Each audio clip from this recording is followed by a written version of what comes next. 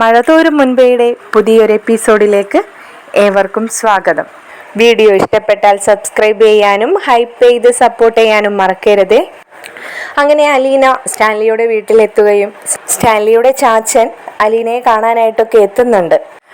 എന്നാൽ ചാച്ചനോട് സ്റ്റാൻലി തൻ്റെ പഴയകാല കഥകളെല്ലാം തന്നെ തുറന്ന് പറയുന്നുണ്ട്. പക്ഷേ ചാച്ചൻ ഒരിക്കലും അതൊന്നും വിശ്വസിക്കാൻ തയ്യാറാകുന്നില്ല.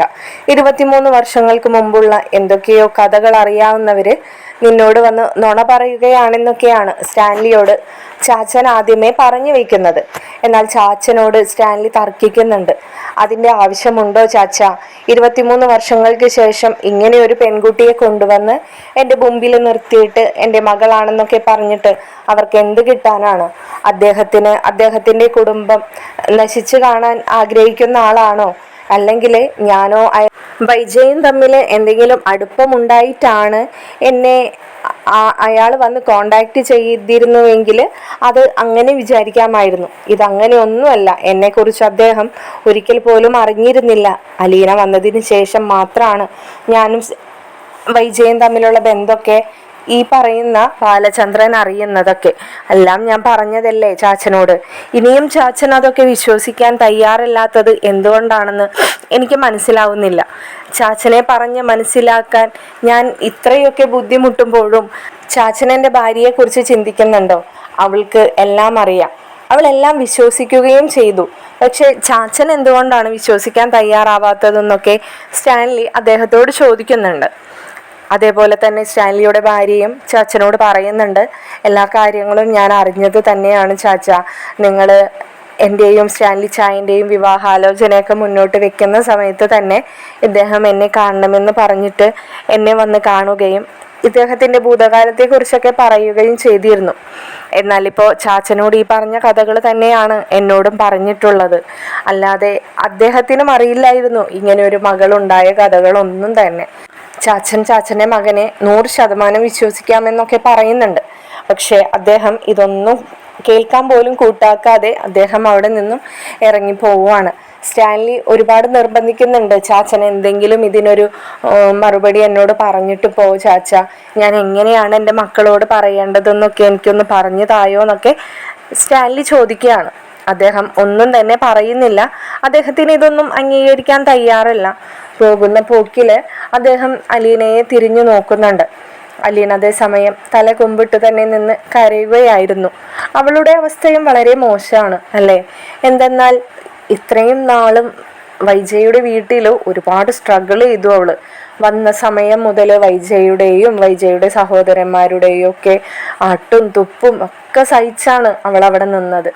എത്രയൊക്കെ പറയാൻ പാടില്ലാത്ത വാക്കുകളാണ് അവളോട് വൈജ പറഞ്ഞു കൂട്ടിയത്. അത് പുറത്തൊരു ആളാണ് അവളുടെ മുഖത്ത് നോക്കി അങ്ങനെയൊക്കെ പറയുന്നതെങ്കിൽ സഹിച്ച് ഒക്കെ കേട്ട് നിൽക്കാമായിരുന്നു. ഇത് അവൾക്കറിയാം അവളുടെ അമ്മയാണെന്ന്. ഒരുപക്ഷെ വൈജയുടെ മകളാണ് അലീന എന്നറിഞ്ഞിരുന്നുവെങ്കിൽ ഒരുപക്ഷെ അങ്ങനെയൊന്നും പറയില്ലായിരിക്കും അല്ലേ? ഇതിപ്പോ സ്വന്തം അമ്മ അച്ഛൻ്റെ സ്ഥാനത്ത് നിൽക്കുന്ന ഒരാളെയും കൂട്ടി വെച്ചൊക്കെ സംസാരിക്കുമ്പോൾ എത്രത്തോളം മനോവിഷമം ആ പെൺകുട്ടിക്ക് ഉണ്ടായിട്ടുണ്ടാകാം.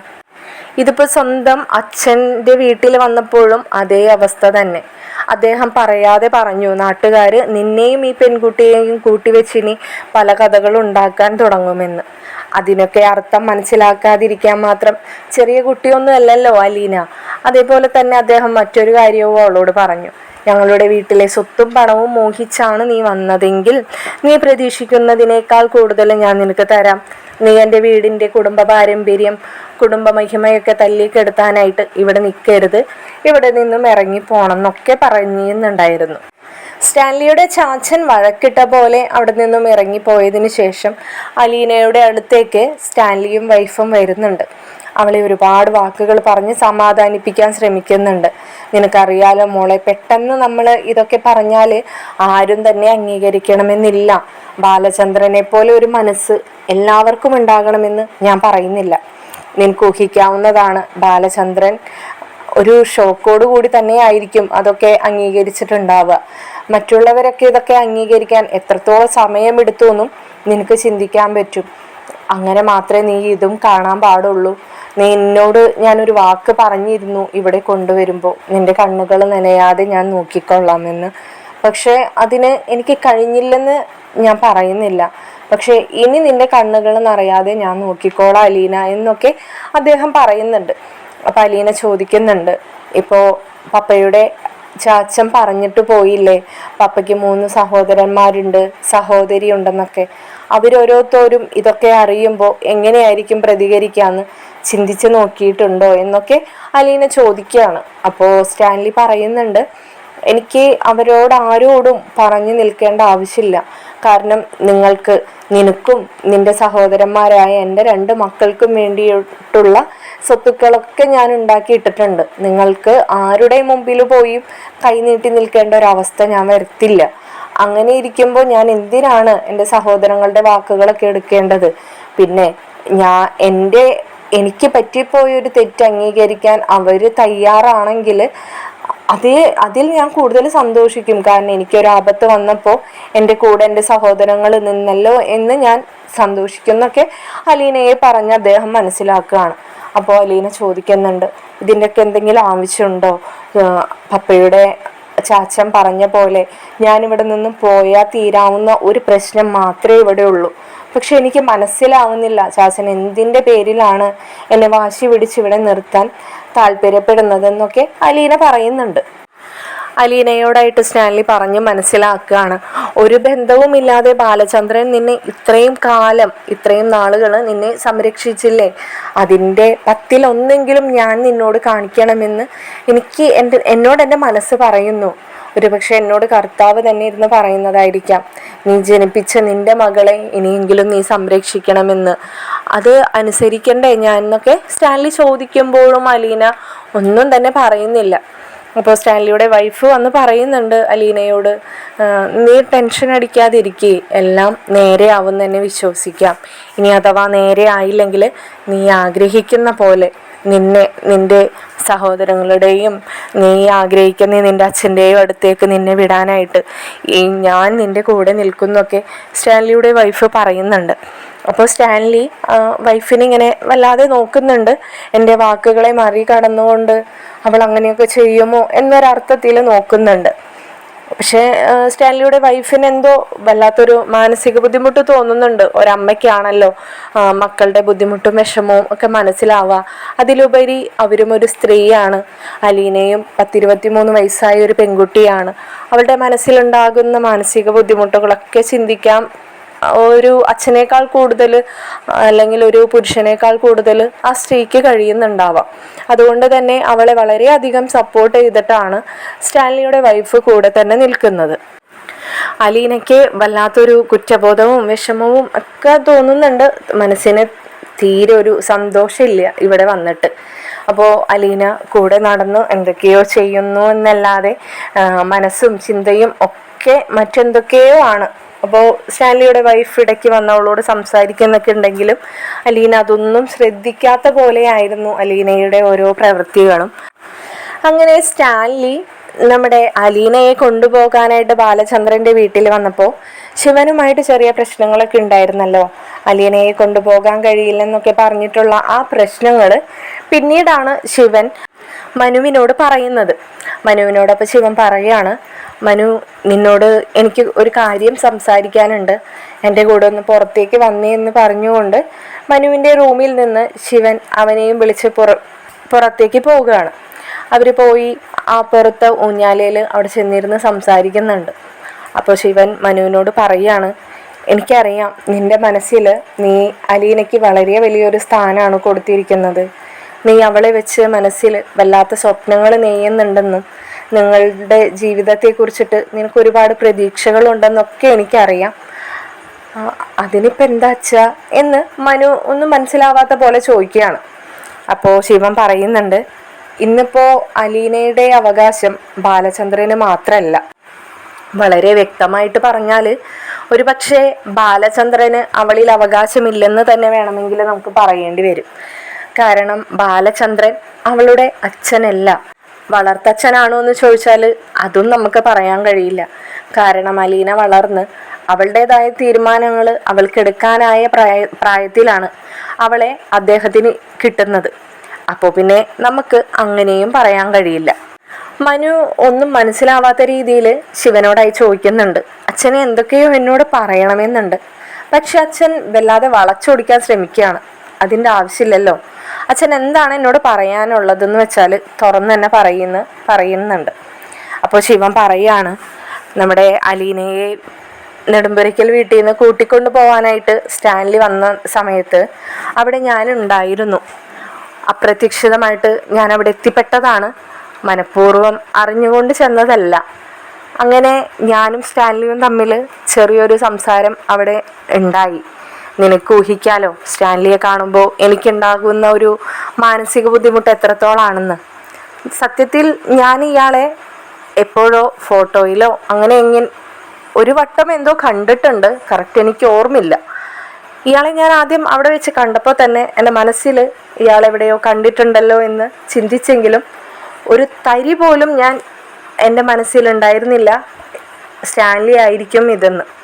ബാലചന്ദ്രൻ്റെ വീടുമാണ്. ബാലചന്ദ്രൻ്റെ വീട്ടിൽ സ്റ്റാൻലി വരേണ്ട ആവശ്യത്തെക്കുറിച്ച് ഞാൻ ചിന്തിക്കുന്നുണ്ടായിരുന്നില്ല. അങ്ങനെ അത് അമ്മയുടെ നാവിൽ നിന്നാണ് അപ്പുറത്തിരിക്കുന്നത് സ്റ്റാൻലി ആണെന്ന് ഞാൻ മനസ്സിലാക്കുന്നത്. അങ്ങനെ പെട്ടെന്ന് അയാളുടെ സംസാര രീതികൾ ബാലചന്ദ്രനുമായിട്ടുള്ള സംസാരമായിരുന്നുവെങ്കിലും അയാളുടെ സംസാര രീതികളൊക്കെ എന്നെ വല്ലാതെ മാനസികമായിട്ടെന്തോ വല്ലാത്ത ബുദ്ധിമുട്ട് തോന്നിച്ചപ്പോൾ ഞാൻ ചെന്ന് അയാളോട് സംസാരിക്കുകയുണ്ടായി. അയാളുമായിട്ട് സംസാരിച്ചപ്പോൾ ഞാൻ പറഞ്ഞു, അലീനയിൽ ഞങ്ങൾക്കെല്ലാവർക്കും അധികാരവും അവകാശവും ഉണ്ട്. ഞാൻ അവളുടെ അങ്കിളാണെന്നതിലുപരി എൻ്റെ മകൻ വിവാഹം കഴിക്കാൻ പോകുന്ന പെൺകുട്ടിയാണ് അലീന എന്ന് ഞാൻ പറഞ്ഞു അവിടെ നിന്ന് പറയാണ്. അത് കേട്ടപ്പോൾ മനുവിന് വല്ലാത്ത സന്തോഷം തോന്നുകയാണ്. ഒരു പക്ഷേ മനു അന്ന് പറഞ്ഞു വെച്ച വാക്കുകൾ അച്ഛൻ അത് അംഗീകരിച്ചിട്ടുണ്ടെന്ന്, അല്ലെങ്കിൽ അച്ഛന് അത് സമ്മതമാണെന്ന് മനുവിനോട് അച്ഛൻ നേരിട്ടൊന്നും പറഞ്ഞിട്ടുണ്ടായിരുന്നില്ല. പറയാതെ തന്നെ അച്ഛൻ പറഞ്ഞ പോലെയാണ് ഇപ്പോൾ മനുവിന് അത് തോന്നുന്നത്. അപ്പോൾ മനു വളരെ ആകാംക്ഷയോടുകൂടി അച്ഛൻ പറയുന്ന ഓരോ വാക്കുകളും ഇങ്ങനെ കേട്ടിരിക്കുകയാണ് കേട്ടോ. അപ്പോൾ മനു ചോദിക്കുന്നുണ്ട്, അച്ഛൻ അങ്ങനെ പറഞ്ഞോ എന്ന്. അപ്പോൾ ശിവൻ പറയുന്നുണ്ട്, വേണമെന്ന് വെച്ച് പറഞ്ഞതല്ല, സ്റ്റാൻലി ഒരുപാട് അവകാശങ്ങൾ ഉന്നയിച്ച് നിരത്തിയപ്പോൾ പറഞ്ഞു പോയതാണ്. ഞാനത് പറഞ്ഞതിൽ തെറ്റുണ്ടോ എന്ന് മനുവിനോട് ചോദിക്കുമ്പോൾ മനു പറയുന്നുണ്ട്, ഒരിക്കലും ഇല്ല. അച്ഛൻ പറഞ്ഞ പോലെ തന്നെ ഞാനൊരു വിവാഹം കഴിക്കുന്നുണ്ടെങ്കിൽ അത് അവളെ തന്നെ ആയിരിക്കും. അവളെപ്പോലെ ഒരു പെൺകുട്ടിയെ എനിക്ക് ഇനി ഈ ജന്മത്തിൽ കിട്ടുമെന്ന് എനിക്ക് തോന്നുന്നില്ല അച്ഛാ എന്നൊക്കെ പറയാണ്. അപ്പോൾ ശിവൻ പറയാണ്, പക്ഷേ എനിക്ക് തോന്നുന്നില്ല മനു, ഇനി അങ്ങനെ ഒരു കാര്യം നിന്റെ ആഗ്രഹം നടക്കുമെന്ന് എനിക്ക് തോന്നുന്നില്ല. ഒരു പക്ഷേ അതെൻ്റെ തോന്നലാവാം, അല്ലെങ്കിൽ സത്യാവസ്ഥ അത് തന്നെയായിരിക്കാം. അത് നമ്മൾ മാനസികമായിട്ട് ഉൾക്കൊള്ളാൻ തയ്യാറാവണം. എന്താണെന്ന് വെച്ചാൽ സ്റ്റാൻലി എന്നോട് അത് പറഞ്ഞു വെച്ചിട്ട് തന്നെയാണ് പോയത്. അവളിൽ അവകാശം എനിക്കാണ്, അവളുടെ വിവാഹ കാര്യങ്ങൾ തീരുമാനിക്കാനുള്ള അവകാശവും എനിക്കാണെന്നൊക്കെ എന്നിങ്ങനെ പറഞ്ഞു വരുമ്പോഴേക്കും മനുവിന് ദേഷ്യം വരുന്നുണ്ട്. അപ്പോൾ മനു ചോദിക്കുകയാണ്, അതെങ്ങനെയാണച്ചാ അങ്ങനെ ഒരു തീരുമാനം ഒറ്റയടിക്ക് അദ്ദേഹത്തിന് എടുക്കാൻ കഴിയുക?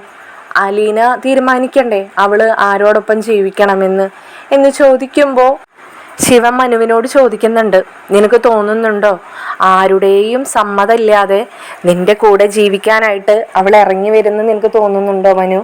അങ്ങനെ ഒരു പെൺകുട്ടിയാണ് നീ സ്നേഹിക്കുന്നതെന്ന് നിനക്ക് തോന്നുന്നുണ്ടോ എന്ന് ചോദിക്കുമ്പോൾ മനു അവിടെ വളരെ സൈലൻ്റ് ആവുകയാണ്. എന്താ, മനുവിനറിയാം അലീനയെ കുറിച്ചിട്ട്. ഒരിക്കലും ആരുടെ വാക്കും എതിർത്തുകൊണ്ട് അവൾ മനുവിൻ്റെ ഒപ്പം ഇറങ്ങി വരില്ലെന്ന് മനുവിന് നല്ല ഉറപ്പായിരുന്നു. അതുകൊണ്ട് തന്നെ മനുവിന് വല്ലാത്ത വിഷമം തോന്നുകയാണ്. മനുവിനെ സമാധാനിപ്പിക്കുന്ന പോലെ ശിവൻ പറയാണ് മനുവിനോട്, നിന്റെ മനസ്സിലെ ആഗ്രഹങ്ങളെ 100% എന്നതിൽ നീ ഒരു പകുതി ചാൻസ് അലീന എന്ന നിന്റെ ഭാര്യയെക്കുറിച്ചിട്ടുള്ള പകുതി ചാൻസേ നീ വെക്കാൻ പാടുള്ളൂ. എന്തെങ്കിലും കാരണവശാൽ അത് നടന്നില്ലെങ്കിൽ നീ തളർന്നു പോവാൻ പാടില്ല അലീനയെ കുറിച്ച് ഓർത്തിട്ട്. അതുകൊണ്ട് മാത്രമാണ് ഇപ്പോൾ അച്ഛൻ ഇങ്ങനെ ഒരു കാര്യം നിന്നോട് പറയുന്നതെന്നൊക്കെ പറയുമ്പോൾ മനുവിനതൊന്നും സഹിക്കാൻ കഴിയുന്നുണ്ടായിരുന്നില്ല. മനു അപ്പോൾ അച്ഛനോട് ചോദിക്കുന്നുണ്ട്, എന്താ അച്ഛാ അപ്പോൾ അവിടെ നടന്നത് എന്താ എന്ന് ചോദിക്കുമ്പോൾ ശിവൻ അവിടെ നടന്ന കാര്യങ്ങളൊക്കെ വിശദമായിട്ട് പറയുകയാണ്. സ്റ്റാൻലിയും സംസാരിച്ച കാര്യങ്ങളെക്കുറിച്ചൊക്കെ വിശദമായിട്ട് പറയുന്നുണ്ട്. ബാലചന്ദ്രൻ വെച്ച് രണ്ടുപേരുടെയും പ്രശ്നങ്ങൾ അവിടെ സോൾവ് ചെയ്ത പോലെ രണ്ടാളെയും രണ്ട് വഴിക്ക് പറഞ്ഞു വിട്ടതാണ്. സംസാരം കുറച്ച് അധികമായി പോയി എന്നൊക്കെ ശിവൻ പറയുന്നുണ്ട്. അപ്പോൾ അദ്ദേഹം പറഞ്ഞു, എൻ്റെ മകളെ ആർക്ക് വിവാഹം കഴിച്ചു കൊടുക്കണമെന്ന് തീരുമാനിക്കാനുള്ള അവകാശം എനിക്ക് മാത്രമാണെന്ന് അദ്ദേഹം പറഞ്ഞിട്ടുണ്ട്. പിന്നെ അദ്ദേഹം പറഞ്ഞു, അത് നടക്കുമോ ഇല്ലയോ എന്ന് കണ്ടറിയാമല്ലോ എന്ന് പറഞ്ഞിട്ടുണ്ട്.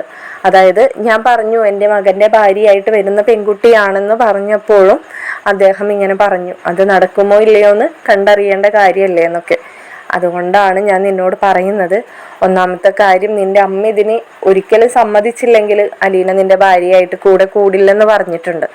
ഇപ്പോൾ രണ്ടാമത്തെ കാര്യം, അലീനയുടെ അച്ഛനും ഇങ്ങനെ ഒരു കാര്യം പറഞ്ഞു വെച്ചിരിക്കുന്നത് കൊണ്ട് തന്നെ ഇവരാരെയും എതിർത്തുകൊണ്ട് അവൾ നിന്റെ കൂടെ വരുമെന്ന് നീ പ്രതീക്ഷിക്കാൻ പാടില്ല.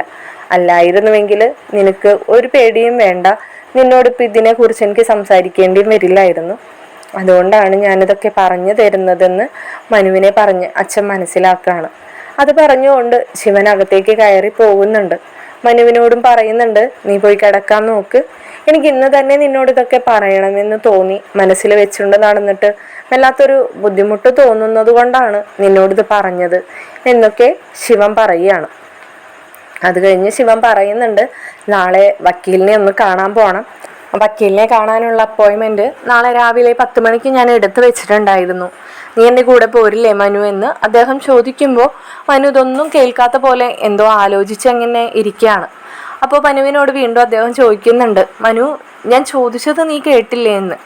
അപ്പോൾ മനു, ഇല്ല അച്ഛൻ എന്താ പറഞ്ഞേ എന്നിങ്ങനെ മനു പെട്ടെന്ന് ഇങ്ങനെ ഞെട്ടിയ പോലെ ചോദിക്കുമ്പോൾ ശിവൻ വീണ്ടും ഒരിക്കൽ കൂടി തന്നെ പറയുകയാണ്, നാളെ 10 മണിക്ക് വക്കീലിനെ കാണാനായിട്ട് ഞാൻ അപ്പോയിൻമെൻ്റ് എടുത്തിട്ടുണ്ട്, നീ എൻ്റെ കൂടെ വരുമോ എന്നാണ് ഞാൻ ചോദിച്ചതെന്ന്. അപ്പോൾ മനു പറയുന്നുണ്ട്, നമുക്ക് ഒരുമിച്ച് പോവാച്ചാ, ഞാൻ റെഡി ആവാമെന്ന് പറയുന്നുണ്ട്. അദ്ദേഹം മനുവിനോട് ഗുഡ് നൈറ്റൊക്കെ പറഞ്ഞിട്ട് കിടക്കാൻ പോവുകയാണ്. ആ സമയത്ത് ഒരിക്കൽ കൂടി ശിവൻ പറയുന്നുണ്ട്, നീ ഇവിടെ ഇരിക്കാതെ പോയി കിടക്കാൻ നോക്ക്, ഇവിടെ തനിച്ചിങ്ങനെ ഇരിക്കണ്ട എന്ന് പറയുമ്പോൾ മനു പറയുന്നുണ്ട്, അച്ഛൻ പോയി കിടന്നോളൂ, ഞാനിപ്പോൾ തന്നെ പോയി കിടന്നോളാം എന്നൊക്കെ പറയുകയാണ്. അത് കഴിഞ്ഞ് മനു ഒരുപാട് സമയം ഇങ്ങനെ ചിന്തിച്ചിരിക്കുകയാണ്. ഒരുപക്ഷെ എനിക്ക് അവളെ കൈവിട്ട് പോകുമോ, തൻ്റെ കയ്യിലുണ്ടായിരുന്ന താൻ ഒരുപാട് ആഗ്രഹിച്ചൊരു പെൺകുട്ടി അവൾ തൻ്റെ കൈവിട്ട് പോയി കഴിഞ്ഞോ എന്നൊക്കെ ഇങ്ങനെ മനു ഇരുന്ന് ആലോചിക്കുകയാണ്. മനു ഉടനെ തന്നെ ഫോൺ എടുത്തിട്ട് അലീനയെ വിളിക്കുന്നുണ്ട്. എന്നാൽ അലീന തന്നെ ഫോണിൽ മനുവേട്ടൻ്റെ കോൾ വരുന്നതൊന്നും അവൾ കാണുന്നില്ല കേട്ടോ. അതുകൊണ്ട് തന്നെ അവൾ കോൾ അറ്റൻഡ് ചെയ്യുന്നില്ല. അതോടുകൂടി മനുവിന് വല്ലാത്ത ടെൻഷൻ തോന്നുകയാണ്. എന്തുകൊണ്ടായിരിക്കും അലീന ഫോൺ എടുക്കാത്തത്? ഒരുപക്ഷെ ഇനി അവളോട് അവളുടെ അച്ഛൻ, അതായത് സ്റ്റാൻലി പറഞ്ഞിട്ടുണ്ടാകുമോ മനുവിൻ്റെ കോൾ എടുക്കരുത്, അവരുമായിട്ടുള്ള കോണ്ടാക്റ്റ് ഒന്നും ഇനി വേണ്ട എന്നൊക്കെ പറഞ്ഞിട്ടുണ്ടാകുമോ എന്നൊക്കെ മനു ഇങ്ങനെ ഒരുപാട് കാട് കയറി ഇങ്ങനെ ചിന്തിക്കുകയാണ്. മനസ്സിന് വല്ലാത്ത വിഷമം ഉണ്ടാവുകയാണ്. അലീനയുടെ കാര്യത്തിൽ തന്നെ സമാധാനിപ്പിക്കാൻ രേവതിക്കുട്ടി കഴിഞ്ഞിട്ട് തന്നെ വേറെ ഒരാളുള്ളൂ എന്ന് മനുവിന് നന്നായിട്ട് അറിയാം. അതുകൊണ്ട് തന്നെ മനു ഉടനെ തന്നെ രേവതിക്കുട്ടിയെ വിളിക്കുന്നുണ്ട്. രേവതിക്കുട്ടി ഉറങ്ങാനായിട്ട് കിടന്നിട്ടുണ്ടായിരുന്നുവെങ്കിലും അവൾ ഫോൺ ബെല്ലടിക്കുന്നത് കേട്ട് ലൈറ്റൊക്കെ ഓണാക്കി ഫോണിൽ നോക്കുമ്പോൾ മനുവേട്ടൻ എന്നുള്ള നമ്പർ തെളിഞ്ഞു വരികയാണ്. അയ്യോ, ഈ സമയത്ത് എന്താണാവോ മനുവേട്ടൻ വിളിക്കുന്നതെന്ന് മനസ്സുകൊണ്ട് ഓർത്തിട്ട് അവൾ പെട്ടെന്ന് കോൾ അറ്റൻഡ് ചെയ്യുന്നുണ്ട്. അങ്ങനെ കോൾ അറ്റൻഡ് ചെയ്യുമ്പോൾ മനുവേട്ടനായിട്ട് അവൾ സംസാരിക്കുകയാണ്. എന്തു പറ്റി മനുവേട്ട ഈ സമയത്ത് ഒരു കോള് എന്നൊക്കെ ചോദിക്കുമ്പോൾ മനു ചോദിക്കുന്നുണ്ട്, നീ ഉറങ്ങാൻ കിടന്നായിരുന്നോ, ഞാൻ വിളിച്ചത് ബുദ്ധിമുട്ടായോ എന്നൊക്കെ ചോദിക്കുമ്പോൾ ഉറങ്ങാൻ കിടന്നായിരുന്നു, പക്ഷെ മനുവേട്ടൻ്റെ കോൾ എനിക്ക് ബുദ്ധിമുട്ടൊന്നും ആയില്ല, എന്നതാ കാര്യം മനുവേട്ടൻ പറഞ്ഞോ എന്ന് പറയുകയാണ്. അപ്പോൾ മനു ചോദിക്കുന്നുണ്ട്, എനിക്ക് കുറച്ച് സമാധാനക്കേടായതുകൊണ്ടാണ് ഈ സമയത്ത് തന്നെ നിന്നെ ഞാൻ വിളിച്ചത്, നിനക്ക് ബുദ്ധിമുട്ടില്ലല്ലോ? ഇല്ല മനുവേട്ട, എന്താ ഇങ്ങനെയൊക്കെ, മനുവേട്ടൻ കാര്യം പറഞ്ഞോ എന്ന് രേവതിക്കുട്ടി പറയുകയാണ്. അപ്പോൾ മനു രേവതിയോട് ചോദിക്കുന്നുണ്ട്, നിന്നോട് മുമ്പൊരിക്കൽ ഞാനൊരു കാര്യം ആവശ്യപ്പെട്ടിരുന്നു, നിനക്ക് ഓർമ്മയുണ്ടോ? എന്താ മനുവേട്ട? നീ ആലോചിച്ച് നോക്ക്. ഓ, മനുവേട്ടൻ എന്നോട് ആകെ ഒരു കാര്യമല്ലേ ആവശ്യപ്പെട്ടിട്ടുള്ളൂ? ആ അതെ, അതെന്നതാ? അത് നമ്മുടെ ചേച്ചിയുടെ കാര്യം. ചേച്ചി മനുവേട്ടനെ വിവാഹം കഴിക്കാൻ തയ്യാറാണോ എന്ന് എന്നെ കൊണ്ട് ചോദിപ്പിക്കണം, മൗനസമ്മതം ഉണ്ടോയെന്ന് അറിയണമെന്ന്. എന്നിട്ട് എന്തായിരുന്നു അന്നത്തെ നിനക്ക് കിട്ടിയ നിൻ്റെ ചേച്ചിയിൽ നിന്നുള്ള മറുപടി? ചേച്ചിക്ക് മനുവേട്ടനെ ഇഷ്ടമാണ്, ഒരുപാട് ഇഷ്ടമാണ്. മനുവേട്ടൻ ചേച്ചിയുടെ കൂടെ ഉണ്ടെങ്കിൽ ചേച്ചി ഒരുപാട് ഹാപ്പി ആയിരിക്കും എന്നൊക്കെയാണ് ചേച്ചി പറയുന്നത്. പക്ഷെ അത് വിവാഹം എന്നൊരു ബന്ധത്തെക്കുറിച്ച് ചേച്ചി ചിന്തിച്ചിട്ടില്ല അത്രേ. എന്നും മനുവേട്ടനൊക്കെ ചേച്ചിയുടെ കൂടെ വേണം, അങ്ങനെയൊക്കെ അവിടെ എവിടെയും തൊടാതെ ഈ പിടുത്തം തരാതെ അങ്ങനെ വഴുതി മാറുന്ന ഒരു രീതിയിലാണ് ചേച്ചി എന്നോട് മറുപടി പറഞ്ഞതെന്ന് മനുവിനോട് രേവതിക്കുട്ടി പറയുകയാണ്. അപ്പോൾ മനു ചോദിക്കുന്നുണ്ട് രേവതിക്കുട്ടിയോട്, നിനക്കെന്താ തോന്നുന്നത്? അലീനയ്ക്ക് എന്നെ വിവാഹം കഴിക്കാൻ തയ്യാറാണോ, സമ്മതമാണോ എന്ന് നിനക്ക് തോന്നുന്നുണ്ടോ എന്ന് ചോദിക്കുമ്പോൾ രേവതിക്കുട്ടി പറയുന്നുണ്ട്, 100% തോന്നുന്നുണ്ട് മനുവേട്ടാ. എൻ്റെ ചേച്ചിക്ക് അങ്ങനെ ഇതുവരെ ആരോടും അങ്ങനെ ഒരു താല്പര്യം ഈ നിമിഷം വരെയും തോന്നിയിട്ടില്ല. ചേച്ചിയോട് തോന്നിയിട്ടുണ്ട്, ചേച്ചിയോടത് തുറന്ന് പറഞ്ഞിട്ടുണ്ടെങ്കിലും ചേച്ചിക്ക് അങ്ങനെ ഒരു ചിന്ത ഇത്രയും കാലത്തിനിടക്ക് സംഭവിച്ചിട്ടില്ല. മനുവേട്ടനെ കുറിച്ചിട്ടും ചേച്ചി അങ്ങനെയൊന്നും കാട് കയറി ചിന്തിച്ചിട്ടൊന്നും ഉണ്ടാവില്ല ചേച്ചിയുടെ സ്വഭാവം വെച്ചിട്ട്. പക്ഷേ ചേച്ചിയുടെ മനസ്സിൻ്റെ ഒരു കോണിൽ എവിടെയോ മനുവേട്ടൻ ഉണ്ടെന്ന് എനിക്ക് നന്നായിട്ടറിയാം. എന്തെന്നാൽ ഞാനന്ന് ചോദിച്ചപ്പോൾ ചേച്ചി എന്നോട് പറഞ്ഞു, നമ്മൾ ഒരുപാട് ആഗ്രഹിച്ചിട്ട് കിട്ടാതെ ആവുമ്പോൾ നമുക്കത് സഹിക്കാൻ പറ്റാത്ത വിഷമമുണ്ടാക്കും ഒരുപാട് നാളത്തേക്ക്. പിന്നെ അത് മറക്കാനും മനസ്സിൽ നിന്ന് പോവാനൊക്കെ വല്ലാത്ത ബുദ്ധിമുട്ടുണ്ടാക്കും. അപ്പം നമ്മൾ അർഹിക്കാത്തതൊന്നും ആഗ്രഹിക്കാതിരിക്കാം, അല്ലേ? അതല്ലേ നല്ലത് എന്നൊക്കെ എന്നോട് ചേച്ചി ഇങ്ങനെ സംസാരിക്കണ്ടായി. അപ്പോൾ എനിക്ക് തോന്നി ചേച്ചി എന്തോ ഡിസ്റ്റൻസ് ഇട്ട് നിൽക്കുകയാണ്, മനുവേട്ടൻ ചേച്ചിക്ക് അവകാശപ്പെട്ടതല്ല എന്നുള്ളൊരു തോന്നൽ ചേച്ചിക്ക് ഉണ്ടായിട്ടുണ്ടെന്നൊക്കെ എനിക്ക് തോന്നി അന്നത്തെ ചേച്ചിയുടെ സംസാരത്തിൽ. മനുവേട്ടൻ എന്തായാലും ടെൻഷൻ അടിക്കാതിരിക്കേ, അതൊക്കെ നമുക്ക് അതിൻ്റെതായ സമയത്ത് ശരിയാക്കാന്നേ ചേച്ചി എന്നോട് പറഞ്ഞിട്ടുണ്ട്, അത്രത്തോളം വരട്ടെ എന്നൊക്കെ. പക്ഷേ രേവതിക്കുട്ടി, എനിക്ക് വല്ലാത്തൊരു സംശയം തോന്നുകയാണ്, ഞാൻ ചെയ്തു വെച്ചതൊക്കെ മണ്ടത്തരമായി പോയോന്ന്. എന്താ മനുവേട്ടൻ ഇപ്പോൾ ഈ നട്ടപ്പാതിന് ഇങ്ങനത്തെ ചിന്തകളൊക്കെ വരാനുണ്ടായ കാരണം? അത് വേറൊന്നുമല്ല മോളെ. കാരണം ചേച്ചിയിപ്പോൾ ചേച്ചിയുടെ വീട്ടുകാർ കൊണ്ടുപോയി. ഇനി ചേച്ചി അവർ തിരിച്ചയച്ചില്ല എന്നുണ്ടെങ്കിൽ ഒരിക്കലും ചേച്ചി എനിക്ക് തിരിച്ചു കിട്ടില്ല എന്നൊരു തോന്നൽ. ചേച്ചി ഇവിടെ ഉണ്ടായ സമയത്ത് തന്നെ അങ്കിളിനോട് പറഞ്ഞ് സംസാരിച്ച് ഞങ്ങളുടെ വിവാഹം നടത്തിയിരുന്നെങ്കിൽ ഒരാളും ചേച്ചിയിൽ ഇങ്ങനെ അവകാശം പറഞ്ഞു വന്ന് അവളെ കൊണ്ടുപോവില്ലായിരുന്നു. ഒരു പക്ഷേ അവളുടെ അച്ഛനാണെന്നും അങ്കിളാണെന്നും അച്ഛൻ്റെ അച്ഛനാണെന്നൊക്കെ പറഞ്ഞിട്ട് ഒരുപാട് പേര് വന്നേക്കാം. ഒരിക്കലും അവർക്ക് എന്നിൽ നിന്നും അവളെ കൊണ്ടുപോകാൻ കഴിയില്ലായിരുന്നു. മനുവേട്ടൻ അങ്ങനെയൊന്നും ചിന്തിക്കണ്ട, അങ്ങനെയൊന്നും സംഭവിക്കില്ല. ചേച്ചി തിരിച്ചു വരിക തന്നെ ചെയ്യും. ചേച്ചിയും മനുവേട്ടനും തമ്മിൽ വിവാഹം കഴിക്കുകയും നിങ്ങൾ തമ്മിൽ ഒരുമിച്ച് ജീവിക്കുകയും ഒക്കെ ചെയ്യുന്നേ. അതിനെക്കുറിച്ചൊക്കെ ഞാനും ബബിതേച്ചിയും കൃഷ്ണമോളും ഒക്കെ സംസാരിക്കാറുണ്ട്. നിങ്ങൾ തമ്മിലുള്ള ആ ബോണ്ടിങ്ങും നിങ്ങൾ തമ്മിൽ നല്ല ചേർച്ചയാണെന്നൊക്കെ ഞങ്ങൾ എപ്പോഴും സംസാരിക്കുന്ന കാര്യമാണെന്നൊക്കെ രേവതിക്കുട്ടി ഇങ്ങനെ മനുവിനോട് പറയുമ്പോൾ മനു പറയുന്നുണ്ട്, നീ എന്തായാലും അലീനയെ ഒന്ന് വിളിക്കണം. അലീനയോട് ഞാൻ വിളിച്ചു വരുന്നുവെന്നും എനിക്ക് ഇങ്ങനെ വല്ലാത്ത വിഷമമുണ്ടെന്നൊക്കെ നീ പറയണം. അവൾ എന്നെ തിരിച്ചു വിളിക്കുമെന്ന് എനിക്കൊന്ന് അറിയാൻ വേണ്ടിയിട്ടാണ്. ഞാനിപ്പോൾ അവളെ വിളിച്ചപ്പോൾ അവൾ ഫോൺ എടുക്കുന്നുണ്ടായിരുന്നില്ല. ഒരു പക്ഷേ കോള് കണ്ടിട്ടുണ്ടാവില്ല, കിടന്നുറങ്ങിയിട്ടുണ്ടാവാം. നമ്മൾ ഒരുപാട് ചിന്തിച്ച് മനസ്സ് വിഷമിപ്പിക്കേണ്ട കാര്യമില്ലല്ലോ എന്ന് മനു തന്നെ പറയുകയാണ്. അപ്പോൾ രേവതിക്കുട്ടി പറയുന്നുണ്ട്, അത് മനുവേട്ടൻ്റെ ടെൻഷൻ മാത്രമാണ്. ഒരിക്കലും ചേച്ചി മനുവേട്ടനെ ഉപേക്ഷിച്ച് പോവില്ല. ചേച്ചി മനുവേട്ടൻ്റെ തന്നെ സ്വന്തമാണ്. അല്ലാന്നുണ്ടെങ്കിൽ ഒന്ന് ആലോചിച്ച് നോക്കിയേ, ഇത്രയും ലക്ഷപ്രഭുവായ കോടീശ്വരനായ മനുശങ്കർ എവിടെയോ കിടക്കുന്നു. ഞങ്ങളങ്ങ് ബ്രിജിതാമ്മയുടെ ഓർഫനേജിലും നിന്നിരുന്നു. അങ്ങനെ അവസാനം മനുവേട്ടൻ്റെ മുമ്പിൽ തന്നെ ചേച്ചി വന്ന് പെട്ടില്ലേ? ആദ്യമായിട്ട് മനുവേട്ടൻ അന്ന് ചേച്ചിയെ കാണാൻ വന്നതും അതൊക്കെ മനുവേട്ടൻ ഓർക്കുന്നില്ലേ? എന്നോട് ചേച്ചി അതൊക്കെ പറഞ്ഞിരുന്നു. മനുവേട്ടൻ വളരെ വിശദമായിട്ട് തന്നെ അതിനെക്കുറിച്ചൊക്കെ ചേച്ചിയോട് സംസാരിച്ചു എന്നൊക്കെ. എന്തായാലും കൊള്ളാം. അതൊക്കെ മനസ്സിൽ ആലോചിച്ച് കിടന്നുറങ്ങാൻ നോക്കുന്നേ. ഞാൻ എന്തായാലും ചേച്ചിയെ വിളിച്ച് സംസാരിച്ച് നാളെ തന്നെ മനുവേട്ടനെ തിരിച്ചു വിളിക്കുന്നതായിരിക്കും. ഒരു പോസിറ്റീവായ റിസൾട്ട് നാളെ തന്നെ മനുവേട്ടന് ഞാൻ തരാട്ടോ. എന്തായാലും ഞാനേ ചേച്ചിയോടൊപ്പം സംസാരിക്കുമ്പോൾ ഫുൾ റെക്കോർഡ് ചെയ്തിട്ട് അങ്ങ് മനുവേട്ടനെ അയച്ചു തരാം. ചേച്ചിയുടെ നാവിൽ നിന്ന് തന്നെ പറയുന്നത് മനുവേട്ടന് കേൾക്കാലോ. അപ്പം മനുവേട്ടൻ്റെ ടെൻഷനൊക്കെ അങ്ങ് പോകുന്നേ. രേവതിക്കുട്ടിയുടെ കുസൃതി നിറഞ്ഞ ഒരേ വാക്കുകൾ കേൾക്കുമ്പോൾ മനുവിന് വല്ലാത്ത മനസ്സിന് സമാധാനം തോന്നുകയാണ്. മനു പെട്ടെന്ന് ഇമോഷണലും ആവുന്നുണ്ട്. മനു രേവതിയോട് പറയുന്നുണ്ട്, അലീനയെ എനിക്ക് ഒരുപാട് ഇഷ്ടമാണ് രേവതിക്കുട്ടി. അവളെപ്പോലെ ഒരു പെൺകുട്ടിയെ ഇനി എൻ്റെ ഈ ജന്മത്തിൽ എനിക്ക് കിട്ടാനും പോകുന്നില്ല. നിനക്കൊരു കാര്യം അറിയോ, ഞാൻ മനസ്സുകൊണ്ട് പോലും ഒരിക്കലും പ്രതീക്ഷിച്ചിട്ടുണ്ടായിരുന്നില്ല എൻ്റെയും അലീനയുടെയും വിവാഹ കാര്യത്തിൽ പെട്ടെന്ന് തന്നെ എനിക്കൊരു പോസിറ്റീവായിട്ടുള്ളൊരു റിസൾട്ട് എൻ്റെ ഫാമിലിയിൽ നിന്ന് എനിക്ക് കിട്ടുന്നു. പക്ഷേ ഇപ്പോൾ അച്ഛൻ്റെ നാവിൽ നിന്ന് തന്നെ അത് കേട്ടപ്പോൾ എനിക്ക് വല്ലാത്ത സന്തോഷമാണ് തോന്നിയത്.